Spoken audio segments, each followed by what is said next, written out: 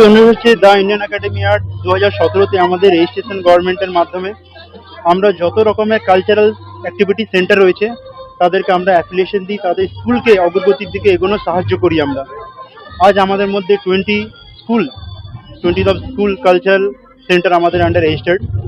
আজ আমাদের নববর্ষ অনুষ্ঠান, সেই সব স্কুলকে বার্ষিক পরীক্ষার মাধ্যমে আমরা এখানে পুরস্কার বিতরণ অনুষ্ঠান আয়োজন করা হয়েছে, প্রতি বছরই আয়োজন করা হয়। দেখুন, সর্বপ্রথম বলি, এটা খুব গর্বময়ের বিষয় আমাদের।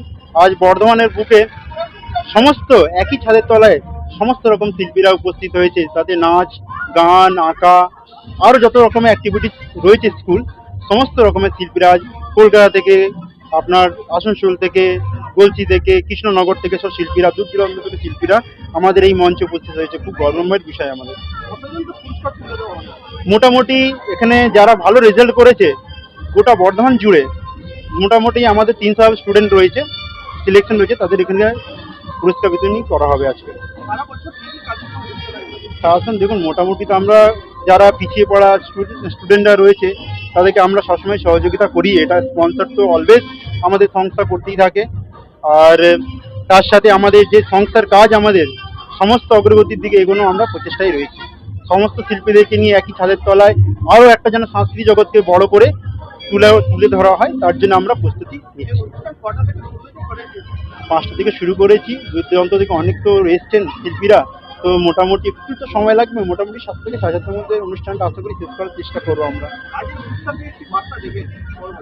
দেখুন, বার্তা হচ্ছে শুধু পড়াশোনা নয়, পড়াশোনা বাইরে আরও অনেক জগৎ রয়েছে আমাদের, যেটা হলো নাচ হোক, গান হোক, আঁকা হোক, আরও অনেক অ্যাক্টিভিটিস রয়েছে। আমি প্রত্যেক প্যারেন্টসকে একটাই অনুরোধ করব কি শুধু পড়াশোনা নয়, তার সাথে সমস্ত রকমের কালচার যুক্ত রাখুন, তাদের ভবিষ্যৎকে আরও উজ্জ্বল করে তুলুন। আমার নাম শশী পণ্ডিত, আমি দ্য ইন্ডিয়ান একাডেমি আর্টের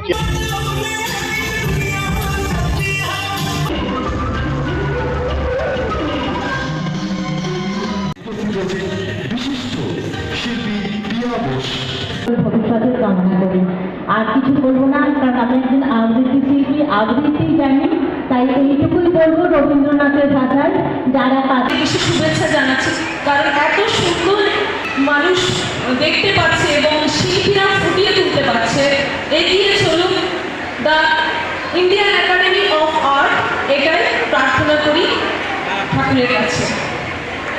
বিশিষ্ট অভিনেতা তথা টলিউডের বিশিষ্ট চিত্রাভিনেতা ফাল্গুনী ব্যানার্জি মহাশয়, তাকে অবশ্যই পুষ্পস্তবক দিয়ে অভিনন্দন জানানো উচিত সবাইকে, এবং যারা অডিয়েন্স হয়ে বসে আছেন এবং যারা এখানকার সঙ্গে সবাই যুক্ত, তাদেরকে আমি জানাই আমার আন্তরিক অভিনন্দন। আমাকে এখানে ডাকা হয়েছে, আমি এই সংস্থা সম্বন্ধে খুব একটা বেশি জানি না, তবে যে কোনো সংস্থায় হোক সুষ্ঠুভাবে পরিচালকতে হোক, এটাই আমি চাই। আমি জানি একটা জিনিস, hard labour go in when, কঠোর পরিশ্রমের কোনো বিকল্প নেই। আর স্টেট হয়েছে এগুলো হি মাস্ট বি সাকসেস, নিশ্চয়ই সাকসেস হবে। আমি চাই, এটা তো ফ্লাউরিশ হয়েছে এই সংস্থা, আমি চাইছি নট অনলি বারবার, not only Bengal, throughout the ইন্ডিয়াতে এটা ফ্লাউরিশ হোক। আর এর থেকে বেশি তো কিছু বলার আমার নয়, শুধু একটা কথাই বলবো, যারা এখানকার ছাত্রছাত্রী তারা নিষ্ঠাভাবে এলো আর সুস্থভাবে পরিচালিত যাতে হয় সেইভাবে নজর দাও। সবাইকে আমার আন্তরিক অভিনন্দন।